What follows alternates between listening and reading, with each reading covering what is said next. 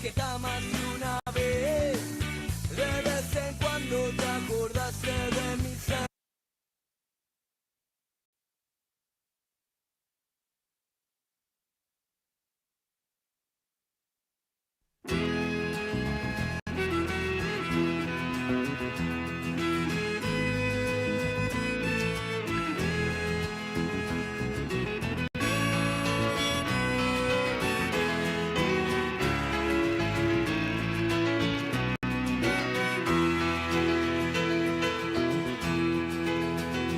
Ayer se fue, tomó sus cosas y se puso a navegar. Una camisa, un pantalón vaquero y una canción. ¿Dónde irá? ¿Dónde irá? Se despidió y decidió batirse en duelo con el mar y recorrer el mundo en su velero y navegar, navegar. Y se marchó y a su barco le llamó Libertad y en el cielo descubrió gaviotas y pintó estelas en el mar. Y se marchó y a su barco le llamó Libertad y en el cielo descubrió gaviotas y pintó estelas en el mar. ¿Qué tal, amigos? Bueno, hoy es el último programa del año. ¿Qué año el 2023? Cada año tiene realizaciones y tiene frustraciones. Bueno, las frustraciones siempre van a estar, porque uno no se fija solamente un objetivo, se fija varios objetivos.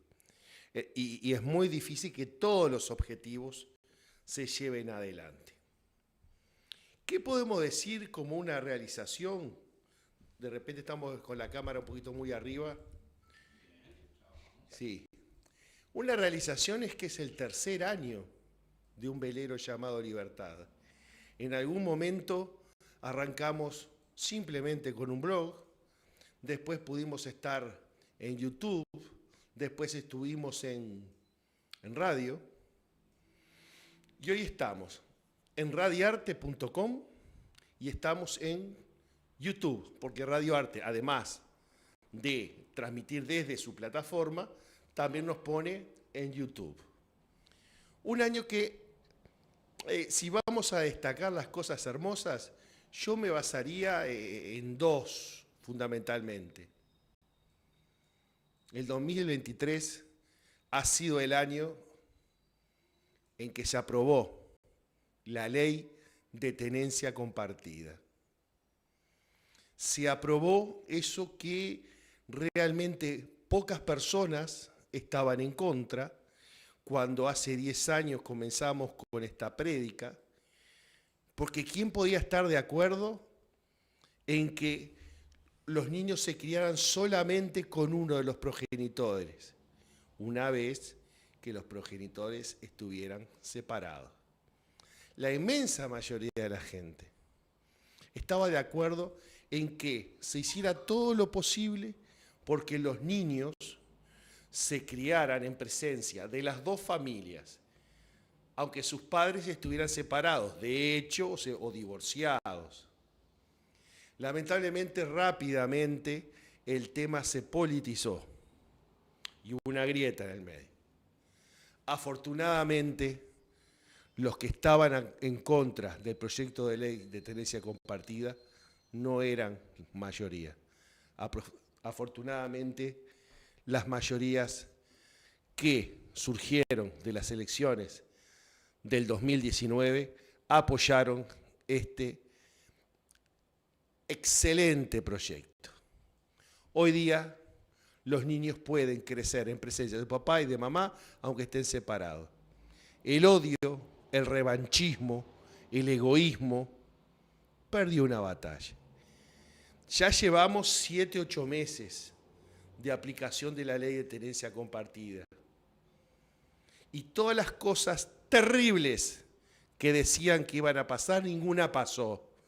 No hubo niños en manos de torturadores, no hubo niños en manos de violadores, no hubo niños en manos de golpeadores. No, simplemente los papás y las mamás ahora tienen un término jurídico, hoy día tienen una ley para poder tener acceso a la crianza de sus hijos. Hoy tienen un recurso. ¿Que la ley es perfecta? No, la ley no es perfecta. Es muy difícil proclamar una ley perfecta. Es muy difícil hacer una ley que nos contemple a todos. Es difícil, es imposible y no hay que frustrarse por eso. ¿Que se pudieron poner más cosas? Sí, por supuesto se pudieron poner más cosas. Y no quiere decir que en un futuro no se pueda mejorar. Pero fue lo mejor que se pudo sacar. ¿Sirve o no sirve? Sí, sirve de mucho. ¿Cambió o no cambió las cosas? Sí, cambiaron las cosas totalmente. De repente no en toda la expresión que deseáramos, pero realmente es muy difícil que se apruebe una ley exactamente como queremos cada uno de los ciudadanos. Es imposible. Ahora bien, ¿soluciona todas las cosas esta ley? No, no soluciona. Ninguna ley soluciona todas las cosas. El otro día mataron a una familia entera. Hay una ley que prohíbe matar. Sin embargo, mataron a una familia entera. ¿Qué quiere decir? ¿Que la ley no sirve? No. Hay una ley que penaliza el asesinato. Las leyes no hacen maravillas. Las leyes organizan la sociedad, la rigen. Hay una ley, por ejemplo, que prohíbe los secuestros. Entonces usted me dice, ¿pero cuántos secuestros han habido en los últimos 150 años? 7, 8, 10. Uy, ¿para qué se piensa? La ley se precisa por si hay un día un secuestro, meter en cana a los secuestradores. Primero perseguirlos, después ponerlos en cana y después enjuiciarlos con leyes que ya están escritas. Las leyes no son mágicas. Hay cosas en torno a lo que es la obstrucción de vínculo parental que siguen ocurriendo a pesar de que existe una ley de tenencia compartida. Bueno, ahora hay una ley a la cual recurrir. Un juez tiene la ley a la cual leer, fijarse y aplicar el conocimiento. Ha sido el año de la ley de tenencia compartida un éxito social que, aunque a usted le parezca mentira, gente que se opuso está recurriendo a la ley.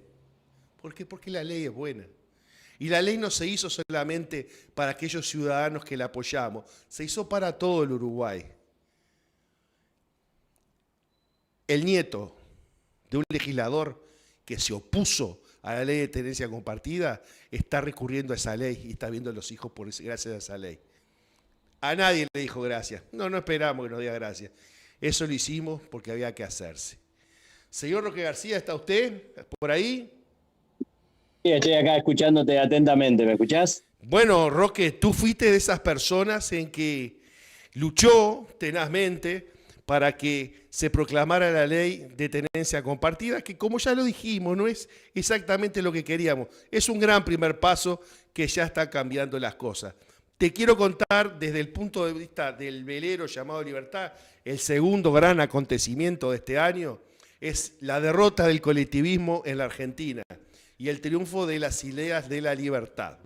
Mucho más allá, pero mucho más allá del triunfo del economista Javier Milei, mucho más allá, lo que estamos festejando y estamos contentos es la derrota de una idea colectivista y el triunfo de una idea que se basa en lo individual, que se basa en la libertad, que se basa en un individuo no dependiente, en un individuo que quiere hacer su vida y mejorarse a sí mismo. Si quiere, y si no quiere, no se mejora nada. Porque en una sociedad hay lugar para todos.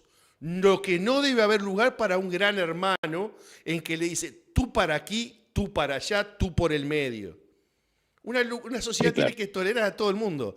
A los exitosos, a los empresarios exitosos, a los deportistas que ganan $1.000.000 por minuto, y aquel que lo que quiere es trabajar 8 horas y llegar rápido a su casa y leer novelas de misterio. Todos queremos hacer lo que queremos. Lo que no puede haber un concepto que nos agrupe, quiéramos o no, y nos dirijan hacia ese lugar, quiéramos o no. Esas son las ideas del colectivismo. Adelante, García. Bueno, muchas cosas. La primera es que si tú ves, el 80% de los decretos que derogó Milei en Uruguay no existen. No sé si me escuchas bien. Sí, totalmente, lo escucho perfecto. Y cuando Milei habla de cerrar el Banco Central o de dolarizar la economía, en Uruguay el 70% de la economía es dolarizada. Quizás no estoy exactamente en el número, pero todo lo que nos escucha saben que si van a comprar algo arriba de un valor de 300, 400 dólares, perfectamente lo pueden comprar en dólares. Muy bien, sí. Entonces, de alguna manera, Milei lo que está haciendo se está aproximando a una economía más uruguaya, que nosotros de hace años podemos comprar y vender dólares libremente en el mercado, y de hace años podemos hacer los negocios en dólares. Ninguno de nosotros compra un auto en pesos y mucho menos una casa. Arriba todos los negocios son en dólares. Pero desde hace años eso. Sí, que lo que pasa es que Argentina se fue tanto a un sistema regulatorio que Milei, derogando 80% de esas normas, tampoco queda demasiado liberal. No sé si queda claro. Se uruguayiza, ¿no? O sea, que queda... Es tan increíble el intrincado sistema y se presta tanto para corrupción el sistema como estaba en Argentina, que los oyentes, por ejemplo, no saben. O sea, por ejemplo, uno acá trabaja, ¿no? Y le descuentan la cuota social para pagar su salud, y uno elige el proveedor de salud. Y después que elige hay algunas condiciones para que no se vaya, de manera que la gente no entre y salga de un proveedor de salud todos los días, pero uno básicamente elige su proveedor de salud. En Argentina no es así. En Argentina uno le paga al sindicato y el sindicato elige el proveedor de salud de todo el sindicato, lo que ellos llaman la obra social. Entonces, obviamente, hay un intermediario que, por ejemplo, tú trabajás en un sindicato y a vos te convendría, no sé, el Círculo Católico, pero a otro del sindicato le conviene otra sociedad, no sé, cualquiera de Uruguay, y entonces el sindicato te obliga a irte a un lugar, y obviamente eso se presta para un teje y maneje enorme. Lo que acaba de ser Milei es simplemente decir, no, cada trabajador elige su proveedor de salud, como es en 99% de los países del mundo, o sea, de los países del mundo capitalista. Sí. Entonces lo que está haciendo Milei es simplemente una poda en un árbol inmensamente complicado, y como somos los humanos, se presta para la corrupción. No sé si me seguís hasta ahí. Sí, cómo no. Roque, te estoy diciendo que mis amigos están enojados conmigo porque yo le prometí una temática que conversamos en la semana y están prendidos del streaming, están prendidos del canal de YouTube de Radiarte, porque realmente el tema que queremos desarrollar, que no es un misterio muy grande, pero es un tema en torno a conceptos que estoy seguro que tú los vas a volcar con mucha sabiduría. Yo le expliqué a mis amigos que tú lo ibas a abordar muy bien por 2 motivos. Primero, porque sos coronel retirado del ejército. Uh-huh. Y segundo, porque aparte tenés una maestría en historia o en política. Yo tengo una maestría en ciencia política y tengo una especialidad en terrorismo. Eso también hay que decirlo, ¿no? O sea, yo estudié muchos años terrorismo. Trabajé en el tema terrorismo a muchos niveles. Entonces tuve que estudiar el fenómeno, obviamente. Yo quería comenzar a hacer una relación, de hecho, de acuerdo a alguien que está lejos de esos temas, y piensa lo siguiente, y vos ya no solamente me corregís, sino que desarrollás. Para mí el terrorismo es una bomba que explota en una plaza y le da al que venga, al que está a favor del grupo terrorista, al que está en contra del grupo terrorista, o al que no sabe ni siquiera si existe el grupo terrorista. En cambio, yo vinculo a los guerrilleros, a aquellos partisanos que luchaban contra los nazis en la Segunda Guerra Mundial, que después pasaron a luchar contra el comunismo, contra la Unión Soviética, y que fueron ferozmente reprimidos, inclusive hasta por los aliados. ¿Cómo es esta situación? ¿Por qué canal va? ¿Qué cosa? Bueno, el tema es fácil. El tema es la guerra es lícita. Es decir, no hay, aunque la gente se cree que la guerra es algo que está fuera de los códigos, la guerra es lícita. Hay un derecho a la guerra. Los países tienen el derecho a defenderse. Cuando los son guerras impuestas, que le decimos, las guerras impuestas, decís tú. Claro, o sea, las guerras son justas o injustas, eso viene de la Edad Media, pero digamos, hoy hay un derecho a la guerra y hay un derecho en la guerra. Es decir, tú puedes librar la guerra de acuerdo al derecho internacional.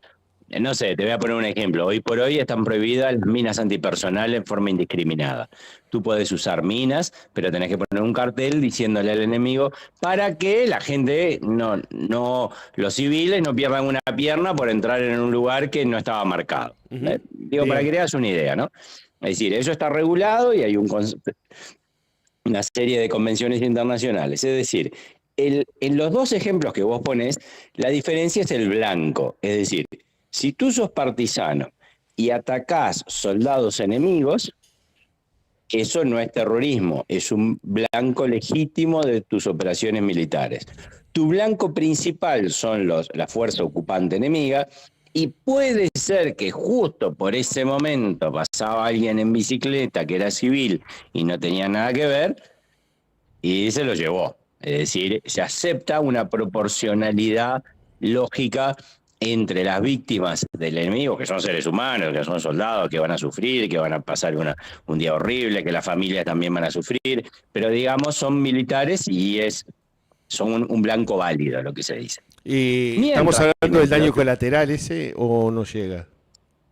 Claro, es daño colateral si justo pasa un ciclista, tú estás, no sé, pongamos la ocupación nazi, viene un convoy nazi, están los guerrilleros de toda Europa que en su momento hacían atentados, pasa un convoy nazi, ellos vuelan el puente, pero justo pasa un ciclista.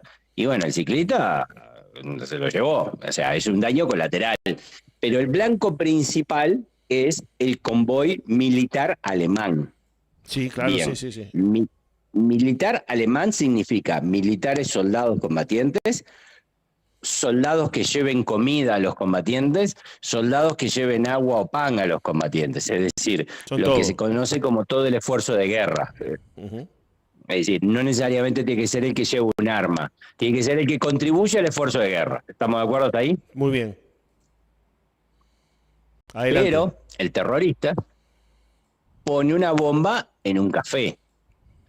Es decir, si hay un soldado es de casualidad, pero en realidad lo que busca es matar inocentes, porque esos inocentes van a presionar al gobierno civil para que tome una actitud diferente.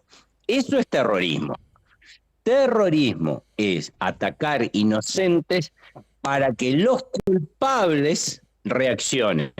Cuando vos atacás culpables, por decirlo de alguna manera, no es terrorismo. Por eso en Uruguay lo que hizo el MLN fue claramente terrorismo, porque en Uruguay no murieron generales, no murieron ministros, no le pusieron una bomba a Pacheco Areco, no murieron altos mandos, no murieron gente de prestigio y de poder en el gobierno, murieron policías, soldados, limpiadoras.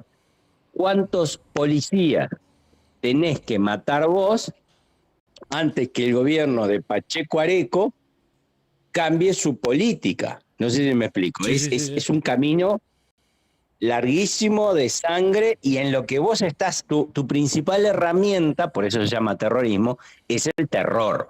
O sea, no es vos decís, si Pacheco no firma un decreto, yo lo mato a Pacheco. No, matás policías. Matás gente que gana 3 pesos. Entonces, por eso son terroristas, por eso todo el mundo los califica de terroristas, porque ellos hicieron actos de terrorismo. No, o sea, en Uruguay no les dicen terroristas. no atentaron contra blancos válidos, y cualquiera que conozca la historia sabe, acá no mataron a un general, no mataron a un ministro, no mataron a Pacheco Areco, ni siquiera le hicieron un atentado a Pacheco Areco, ni siquiera intentaron matarlo. O sea, ellos lo que mataban eran policía, 4 soldados, el cargo más alto que llegan a matar es un coronel, que es Artigas Álvarez, que lo matan por cuestiones políticas, pero tampoco es decir, no eran, en Uruguay hubo terrorismo porque mataban civiles, y eso es muy importante que la gente lo entienda. Yo te hago una pregunta. Cuando hay una democracia, que quizás no es la que le guste a un sector, pero hay un presidente que sale de las urnas. Ya sabemos que el hecho de que tengamos un presidente electo, si se maneja de manera totalitaria, ya no es un presidente democrático. Un ejemplo de eso es Venezuela, por ejemplo, o en su momento Allende, que eran presidentes salidos de las elecciones, pero se manejaban bajo métodos totalitarios. Cuando vos tenés una democracia como la democracia uruguaya de los 70, imperfecta, violenta, que mantenía los resortes constitucionales abiertos, es lícito para un movimiento que se autoproclama guerrillero ir sobre diputados electos más allá del ejército. ¿Cómo es esa relación? ¿Cómo le decimos cuando un insurrecto va sobre un gobierno democrático, pero no solamente salido de las urnas, que mantiene activos los resortes de la democracia? No sé si me sé explicar. Poder legislativo, judicial, ejecutivo, una Suprema Corte de Justicia. Ahí ya no sería lícito ir contra el presidente, me da la impresión. Bueno, lo que pasa es que ahí, cuando estudias el fenómeno terrorismo, sí, el fenómeno terrorismo se desengancha de la licitud o la legitimidad del acto. A ver, te voy a poner un ejemplo. Volvemos a tu ejemplo de partisanos. Hay un café en París en que van algunos oficiales alemanes. De las SS, sí. Matar 60 personas para matar 4 oficiales alemanes, eso es terrorismo. Por más que tengas toda la licitud en decir que es un ejército de ocupación y son unos asesinos, no hay una relación entre la cantidad de civiles inocentes que matás y los oficiales que matás. Entonces, el terrorismo es un método. No, pueden ser, hay terrorismo de derecha y de izquierda, sí, hay terrorismo islámico, hay terrorismo católico, ha habido, hay terrorismo fanático musulmán, hay terrorismo fanático hindú, hay terrorismo porque el terrorismo es un método, no necesariamente está vinculado con una ideología.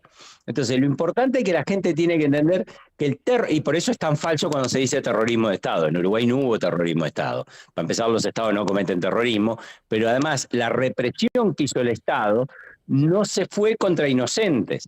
Es decir, los números son fáciles de ver. En Uruguay hubo más o menos, en los integrantes de las organizaciones armadas, contando los terroristas del MLN, algunos de otros PVP y otros de otros grupos, y el aparato armado del Partido Comunista, serían unos 7.000. Y el total de gente que pasó por el sistema de justicia militar son 6.000 poquitos, 5.900 y poco. Entonces, no te da los números. O sea, el Estado reprimió gente que pertenecía a organizaciones armadas. Cuando tú perteneces a una organización armada, ya no sos civil. Es una cosa que vos tenés que ver. Cuando vos me decís, este partisano no es civil. O sea, cualquier persona que colabora con el esfuerzo de guerra no necesariamente tiene por qué llevar una ametralladora. Le lleva pan o agua al que está esperando con la ametralladora. O sea, cualquier persona que colabora con el esfuerzo de guerra, ese ya no es civil. No tiene la protección que se le da a los civiles, porque a los civiles se le da protección precisamente porque no forman parte del esfuerzo de guerra. Una vez que vos estás en una fábrica haciendo municiones para el ejército enemigo, Y bueno, si vienen los aliados y te bombardean, digo, no estabas haciendo chocolate. Ahora, si tú estás haciendo pan para venderle a la población de ese pueblo y te bombardean, vos no estás colaborando el esfuerzo de guerra, vos estás haciendo pan. No sé si me expliqué. Sí, tengo una pregunta. En Ujú. una guerra civil, ¿hay neutrales?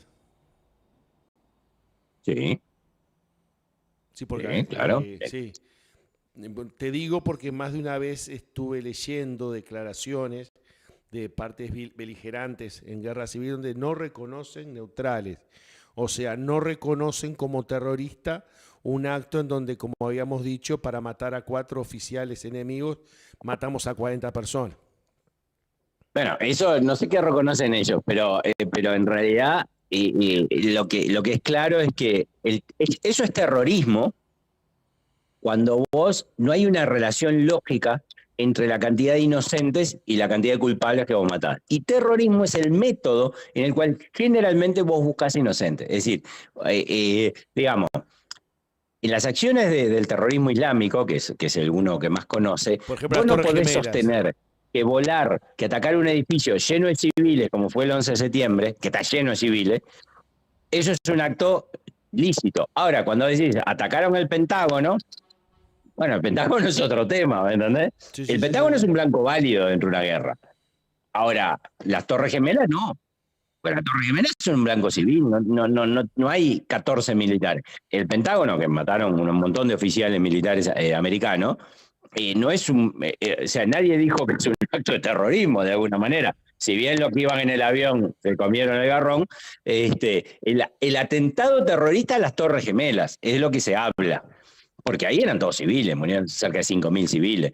Entonces, lo importante es que vos, y cuando vos me preguntás, ¿en una guerra civil hay civiles? Sí, claro, porque el derecho dice, Los tú neutrales, sos neutrales. Tú sos del Partido Nacional en 1904, pero no integrás el ejército de Aparicio Saravia, no le das de comer, no le das agua, no sos un lancero, simplemente sos apoyás sin más que apoyar. El ejército del Partido Colorado no tiene derecho a matarte, no lo tiene. Tiene que demostrar que vos estás haciendo algo a favor del esfuerzo de guerra blanco. Hay civiles en todos los conflictos. La forma fácil generalmente es mujeres y niños, que es la forma que todo el mundo te va a decir. Cuando en un conflicto hay demasiados niños muertos, todo el mundo empieza a decir, bueno, me parece que te estás... O sea, es imposible sostener que un niño de 8 años integre el esfuerzo de guerra enemigo. No sé si me explico. Ahí vos te empezás a dar cuenta cuando a veces los números no cierran. No sé si me seguís. Sí, totalmente, totalmente. La referencia que nos está dando es bastante buena y esclarecedora. Te hago una pregunta. ¿Cómo definimos a un ejército regular de un ejército irregular? Bueno, la forma más fácil es por el uniforme. Sí, los terroristas decir, también tienen uniforme. ¿Cómo? Muchos ejércitos terroristas también tienen uniforme. Bueno, pero no lo usan en el momento de su accionar. Es decir, los tupamaros no iban con un cartel que decía soy tupamaro a matar a un policía por la espalda. Es verdad. Es decir, vos el uniforme lo usás en tu acción bélica, no es el que tengas un uniforme colgado en el coso. Porque aparte hay 3 leyes de guerra que la gente tiene que dar claro. Vos podés ser civil, podés ser militar o podés ser espía. Y ahí hay 3 cosas diferentes. Los civiles están totalmente protegidos, ¿tá? Es decir, tú no podrías atacar a una población civil.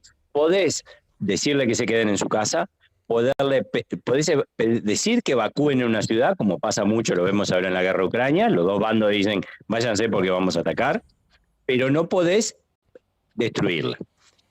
A la fuerza militar la haces pomada, ni le avisás, la bombardeás hasta que se destruya. Si ese militar en algún momento se rinde, pasa a estar bajo tu protección. O sea, vos no lo puedes matar una vez rendido y te tenés que hacer cargo de alimentarlo, cuidarlo, de darle atención médica y si es posible que mandarle cartas a la familia diciendo tenemos al joven tanto y tanto detenido en el ejército de Ucrania o de Rusia, como lo quieran. Pero hay una tercera parte que es los que están en el esfuerzo de guerra pero no tienen uniforme. Esos no tienen protección. Eso si se rinden, cada ejército básicamente lo puede fusilar, que es lo que hace. Es decir, los que no tienen la protección que les da las convenciones de Ginebra, o sea, los que no pelean con su uniforme y con todo, están sujetos a que el otro ejército los juzgue como espías. Y el espía no tiene un buen trato. Normalmente, juicio sumario en el momento y pena de muerte, que es lo que se hace. Normalmente se lo fusila. Cuando se encuentra gente infiltrada detrás de línea sin el uniforme, en las guerras normales se lo fusila. Eso es lo que es la historia de la humanidad. Es decir, ¿qué distingue un ejército regular de uno irregular? El uso del uniforme. Forma fácil para que la gente entienda. Básicamente el derecho además pide otras cosas. Tener una cadena de mando. No es simplemente que vos te pongas 4 uniformes y salgas y sos un ejército. Pero si tenés una cadena de mando, si hay alguien que responde. Por ejemplo, la guerrilla del M-19 en Colombia tenía todas las características de un bando beligerante. Hacían acciones terroristas, pero también controlaban un territorio, usaban uniforme, tenían unidades. Bueno, llegaron a un proceso de paz y en este momento están en plena desmovilización, el grueso de esas fuerzas armadas. Hay otros que siguen en la guerra. No sé si aclaré un poco o entreveré. No, aclaro. Ucrania-Rusia, hay un bando agresor, un bando agredido. ¿En dónde van en ese conflicto las milicias prorrusas? ¿No? A ver si me ordeno de vuelta. La Federación Rusa invade a Ucrania. Ucrania era un país que hasta el momento que no ingresa a Rusia no está en guerra con nadie. Muy bien, partimos de esa base. Rusia agrede a Ucrania.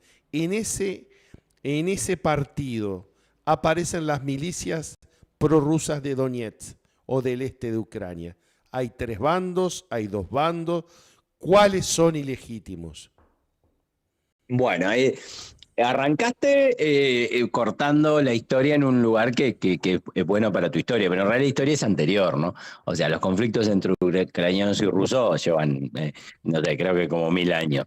Y básicamente cuando cae la Unión Soviética, lo que es una república que es Ucrania, que los rusos ahora dicen esas provincias se las dio Stalin, pero no eran de ellos.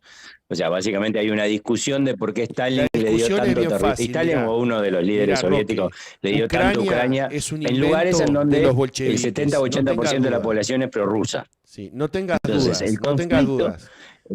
El conflicto había iniciado mucho antes de la invasión de Rusia, ¿no? O sea, el conflicto, hay una misión de paz de Europa. Mirá, yo estaba en el 2016 en el África y había una misión andando grande, importante, tratando de medrar en ese conflicto.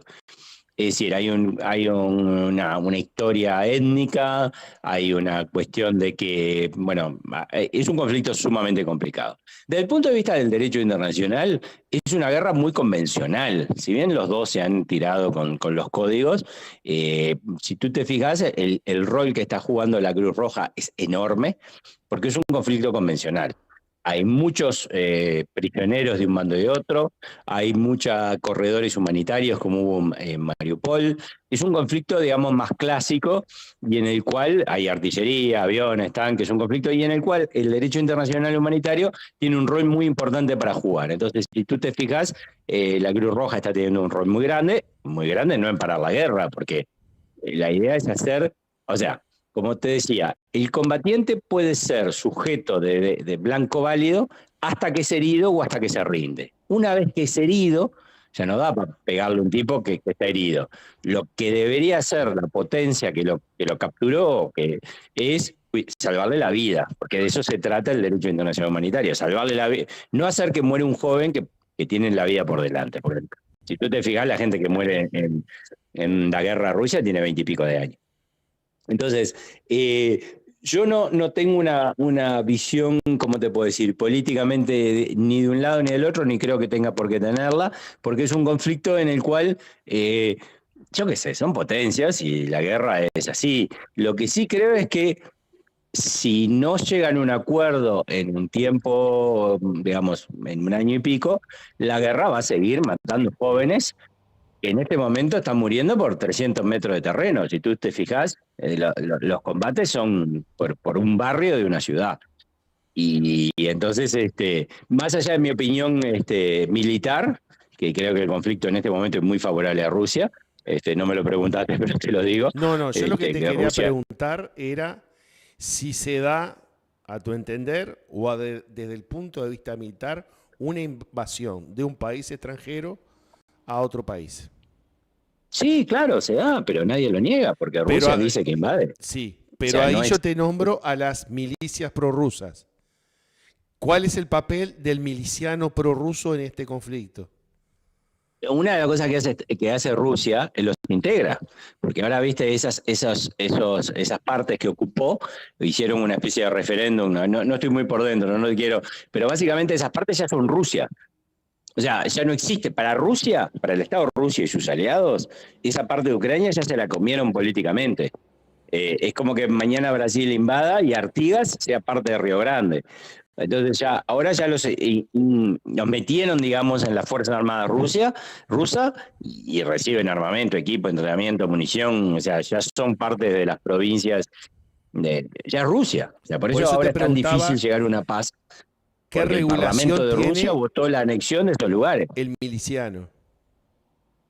El miliciano, después que se incorporaba al ejército, en el ejército de Uruguay, mañana pueden decir que vos, ahora me derogaron la ley, pero básicamente cualquier estado en serio puede llamar a filas a prácticamente todos los hombres.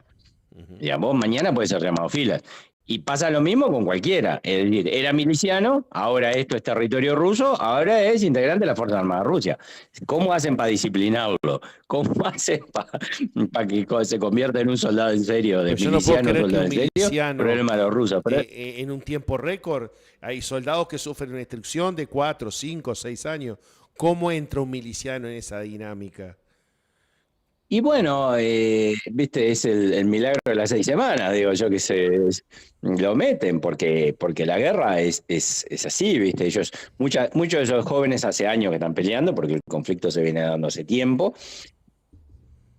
Y bueno, Rusia, lo que yo tengo entendido, que tiene varios cientos de miles en este momento en el conflicto, y algunos analistas hablan de un ejército de 1 millón de hombres, sí, eso es verdad, pronto para la ofensiva de verano. Sí. O sea que yo no estoy de acuerdo en que Rusia pierda 300.000 chicos. Sí, la fuerza de Rusia militar es incalculable y tiene poder de reclutamiento. Ya hay gente que el pasaporte no le sirve para irse de Rusia. Lo que te digo que me parece que el precio humano es carísimo para Rusia. También para Ucrania, pero mayormente para Rusia. La doctrina militar rusa desde la Segunda Guerra Mundial al día de hoy es total, es de ataques masivos y que se te acaban las balas. Bueno, los rusos tienen, digamos, o sea, para empezar tienen mucha guerra en el lomo, ¿no? Y no son, es un ejército serio, ellos son muy profesionales. La diferencia con Occidente, digamos, con el ejército americano, para poner un ejemplo, es que ellos creen muchísimo más en la artillería de lo que cree el ejército americano o el ejército inglés o francés. Ellos realmente destruyen primero una ciudad y después la conquistan.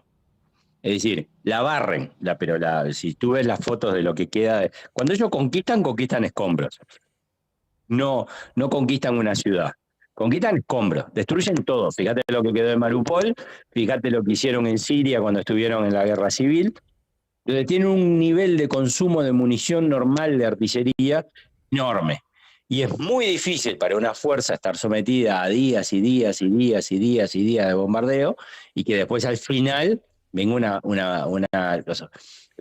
Pensar que los rusos hacen un ataque masivo de gente, tipo, uno ve en las películas, viste, no sé, los indios o yo qué sé, no, los rusos no hacen eso. Los rusos lo que sí hacen es una destrucción total, no queda nada, no queda un edificio en pie. Entonces, claro, cuando tú estás defendiendo y básicamente todo se convirtió en un mar de escombros, es muy difícil las comunicaciones, la evacuación, llevarle pan, llevarle comida a los soldados que están en el frente.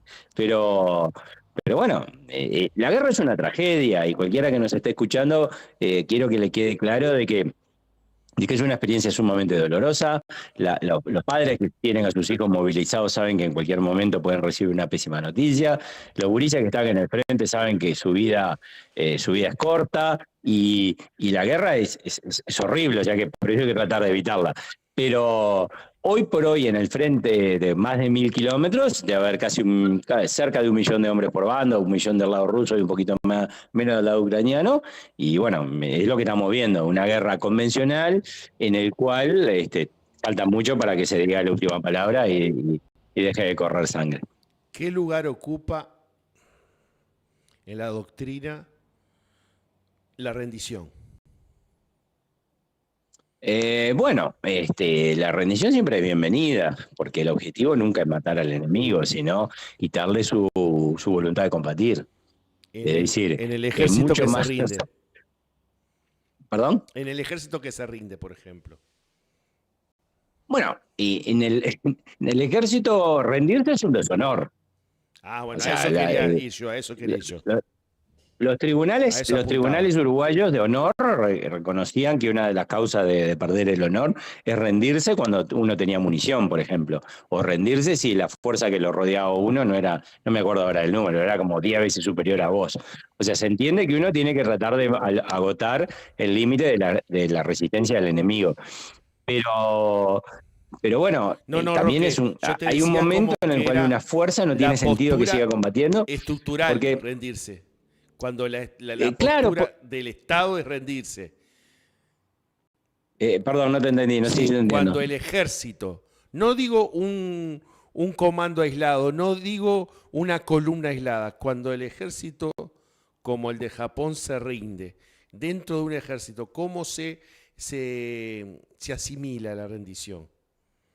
Y es un fracaso total, simplemente es el peor de los males, porque obviamente que ningún ejército se entrena y nadie tiene sueña consigo mismo en estar rendido prisionero.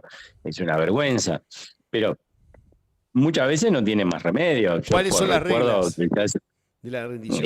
La rendición del ejército argentino en Malvinas. Sí. O sea, estaban rodeados, no tenía sentido, no tenía ninguna posibilidad. Porque pasa lo mismo que pasa en todas las cosas. O sea, desde el punto de vista de bajas, si tú analizas una batalla, digamos que el bando rojo pierde un soldado, el bando azul pierde un soldado, y las bajas van muy parejas, 1-1, 2-2, 3-3, 4-4, 5-5, hasta que pasa algo. No voy a hablar del arte de la guerra, pero Napoleón es un genio en conseguir ese punto de quiebre. Y a partir de ese momento, el bando rojo pierde 2, el bando azul pierde 1, el bando rojo pierde 4, el bando azul pierde 1, el bando rojo pierde 8, el bando azul tiene 1. O sea, vos más continuás y llega un momento que es imposible. Van a morir todos los rojos sin que los azules mueran. No sé si me explico. Eso no es aceptable. Y ahí no tiene sentido, porque te estás haciendo matar por nada. ¿Cuáles son las reglas de la rendición entre ambos contendores?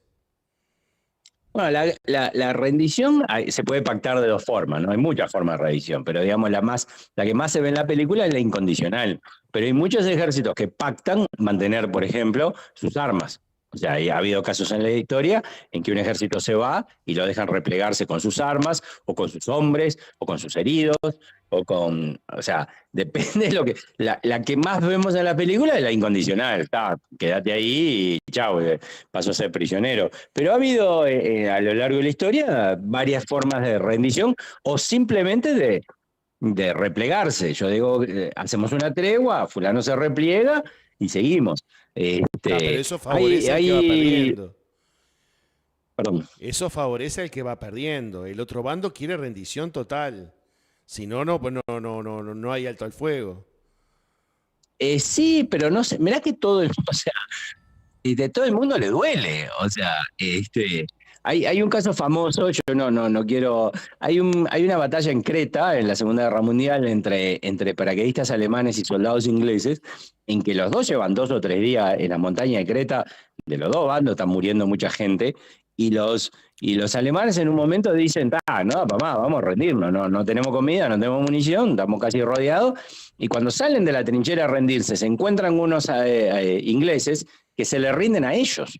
Es decir, si uno se hubieran quedado un minuto, y es una anécdota de muchas que se dan, o sea, es como cuando estás jugando al truco, tú te vas al mazo y a veces el otro no te da nada. Entonces, hay mucho de eso, el desgaste y la presión de estar ver cómo tus amigos y tus colegas pierden la vida, es muy fuerte, ¿me entendés? Y además, yo le pido a la gente que nos escucha que entienda que la violencia entre los hombres no es como en las películas, no es que una persona le peguen un disparo y no hable más. La persona grita, llora, sangra. Una persona para morir por un disparo de bala puede gritar, si nadie va y la ayuda, horas o días. Entonces, muy intenso, muy dramático todo eso, ¿no? Es, ya digo, una visión hollywoodense de la violencia es peligrosa para las personas que después del día de mañana pueden llegar a estar metidas en una violencia. La violencia es terrible y mucha preparación, que supuestamente lo que hacemos los militares, te ayuda a llevarla mejor, pero siempre es chocante, siempre es muy chocante. La violencia es muy chocante. Desde el punto de vista táctico y estratégico, ¿qué está pasando en Oriente Medio? Concretamente en la Franja de Gaza. Bueno, lo que está pasando es que es un grupo terrorista. Para empezar, desde el punto de vista político, Hamás no reconoce el Estado de Israel. Ahí empezamos mal. Eso es lo más importante. Entonces, y Hamás es un proxy del gobierno de Teherán. Sí. Y Teherán quiere llegar a un arma nuclear. Bien. Y los demás no quieren que llegue un arma nuclear. Y es ahí, todos los demás países del mundo decimos, cuanto más gente, menos gente tenga armas nucleares, más felices vivimos todos. Eso es un poco lo que está detrás de... No es que, o sea, hoy por hoy, la guerra nuclear es horrible, pero yo simplemente voy a intentar contarle rapidito a la gente. En el mundo hay decenas de miles de armas nucleares, nadie sabe cuántas.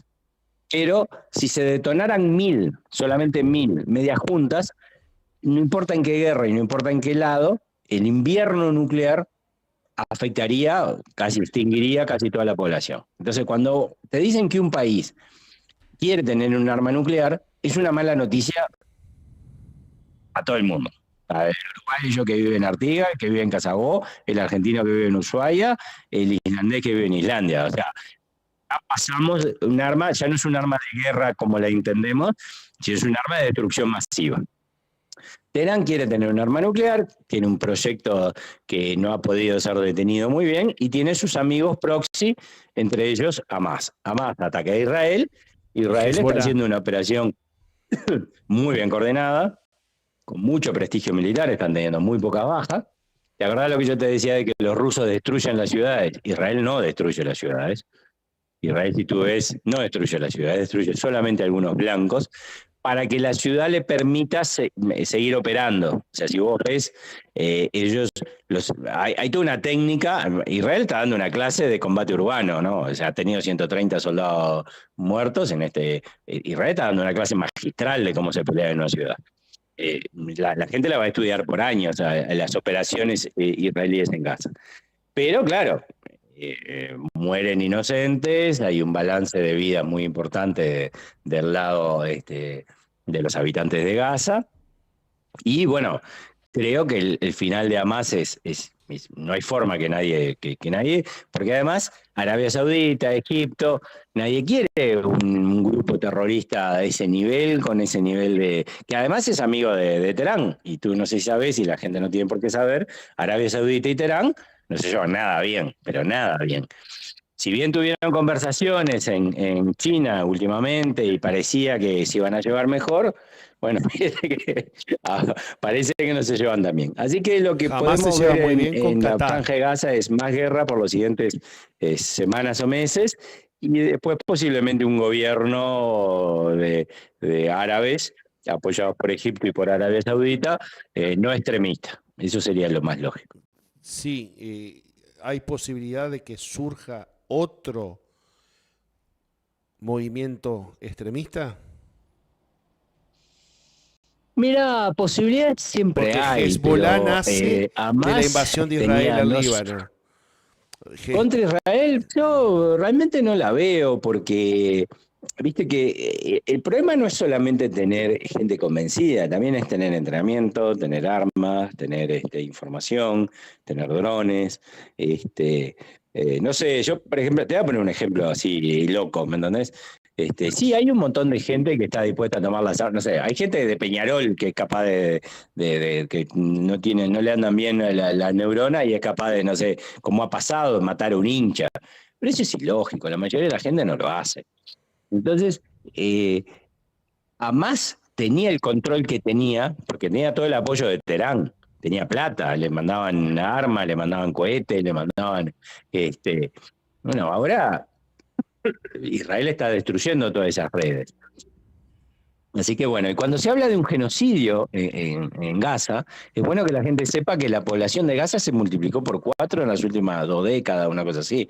O sea que no es que Israel evitó que la gente en Gaza viviera de ninguna manera, siempre bajo control de Hamas. Y siempre había una tregua, o sea, no era una tregua porque los dos se odiaban, pero digamos que se respetaban, se tiraban unos cohetes, pero el ataque del 7 de octubre, creo que fue, rompió la tregua esa pactada y no tuvo más remedio el ejército de Israel de entrar y lo está haciendo muy bien, muy profesional. Y si bien nada más dice que han muerto miles y miles y miles de personas, yo estoy seguro que después que terminen todas las operaciones y que realmente se pueda hacer el raconto, obviamente murieron un montón de inocentes, eso es indudable, y el balance de niños es espantoso y es desagradable verlo y es una tragedia, pero bueno, no había muchas opciones que no sea Hamas. Y la gente que apoya a Hamas tiene que entender que Hamas no quiere un Estado de Israel. O sea, si vos pensás que los judíos tienen que tener un país en el mundo, Hamas no cree eso. Y la posición oficial de Uruguay siempre dijo 2 estados, un Estado palestino, un Estado israelí. El Estado israelí reconoce al Estado palestino, el Estado palestino reconoce al Estado israelí. Si Hamas no reconoce a ninguno de los dos, y no tiene lugar en una conversación de paz. Por eso no han ido a ninguna conversación de paz nunca, ¿no? O sea, además es un grupo realmente terrorista radical para buena. Una pregunta muy munida, muy vieja, de larga data. ¿Cuál es el rol del ejército en una democracia? Bueno, el rol del ejército en una democracia, en una monarquía y en un régimen parlamentario es siempre el mismo. El ejército ejerce el poder del Estado. Después se llama ejército, porque lo ejerce. Es decir, el Estado se comporta, tiene un poder etático que se ejerce sobre una población en un territorio. Es decir, tú cuando cruzas la frontera con Brasil, seguramente vas a encontrar una unidad militar brasilera. Cuando llegas a un país y pasas por la aduana, lo que te cruzas es con la policía militar, policía aérea, como le quieras poner, del país. O sea, las Fuerzas Armadas primero controlan los espacios físicos, porque los estados son espacios físicos. Entonces ahora querés viajar a España y cuando llegas al aeropuerto hay una parte o de las Fuerzas Armadas o un aparato policial militar, carabineros o algo por el estilo, guardia civil, que te va a pedir el pasaporte. Y si vos no das el pasaporte, ahí nomás ya no pasaste. O sea, la protección del Estado, del espacio territorial, el espacio aéreo, el espacio marítimo, es lo primero que hacen el ejército o la Fuerza Armada. Y después, si pasa algo que el Estado considera que está mal, el ejército va y ejerce el poder del Estado. Por eso se llama ejército, porque ejerce un poder. Ahora, cuando el Estado se ve amenazado por enemigos internos o externos, usa los medios que tiene. Es decir, si el Estado A es amenazado por el país B, usa su ejército. Si el Estado A se ve amenazado por una fracción de A que quiere cambiar el gobierno o dividirse, porque muchas guerras civiles son por secesión, el Estado usa su ejército. En una democracia lo que es importante es que el ejército sepa que tiene que respetar a sus mandos constitucionales. Y en la historia del ejército uruguayo lo ha hecho siempre, porque la gente quizás no te acuerde, pero el golpe de Estado en Uruguay lo dio Bordaberry, que era el presidente constitucional. O sea, no había otra. Después el ejército saca a Bordaberry y pone a otro, y después en Uruguay es una dictadura que no hay dictador. Porque Bordaberry estuvo un tiempo, después hubo un presidente y después terminó Gregorio Álvarez, que es el que termina cerrando el periodo. Fueron 11 años, pero no es como Pinochet, digamos, no es como Fidel en Cuba, no es como, no sé, cualquiera de los líderes que uno conoce que asocia más a una dictadura. En Uruguay hubo una especie de interinato, pero el que da el golpe que se da el 9 de febrero o el que se da el 27 de junio, hay toda una discusión que no quiero entrar, es el presidente. El presidente puede cerrar las cámaras cuando quiera. Hoy, este presidente que tenemos la puede cerrar. Lo que está obligado es a llamar a elecciones 6 meses antes. El presidente el 27 de junio de 1973 cerró las cámaras, formaba parte de su potestad legal, debería haber llamado a elecciones a final de año. No lo hizo. Y ahí es cuando se constituye el quiebre total de la Constitución. Pero bueno, el ejército en ese momento apoyó a su presidente, después se peleó con el presidente y no ocurrió. Pero el rol del ejército en democracia no es proteger a la democracia, es proteger a las instituciones, que son dos cosas distintas, porque el ejército tiene que proteger a las instituciones. Porque sin instituciones, vamos a la guerra civil. Ahora, el soldado, el capitán, el coronel, protege las instituciones. Y el resto somos hombres, y bueno, los hombres... Es muy veleidosa la probidad de los hombres, decía el general Artigas. Bueno, Roque, quiero cerrar la nota agradeciéndote, diciéndote que tenés la distinción de ser la última nota del año 2023 de este velero llamado Libertad. Te mando un abrazo y espero verte pronto por nuestros estudios. Bueno, muchas gracias, un saludo grande para vos y a toda su audiencia, muchas gracias por el espacio y bueno, que sigan navegando en este velero tan lindo, tan agradable y que parece que va a un puerto tan interesante como es el puerto llamado Libertad. Muchas gracias. Y a todos ustedes les deseo un muy buen final y un mejor principio y un 2024 lleno de realizaciones. No se vayan muy lejos, que ya el martes que viene estamos de vuelta. Abrazo a todos. Muchas gracias.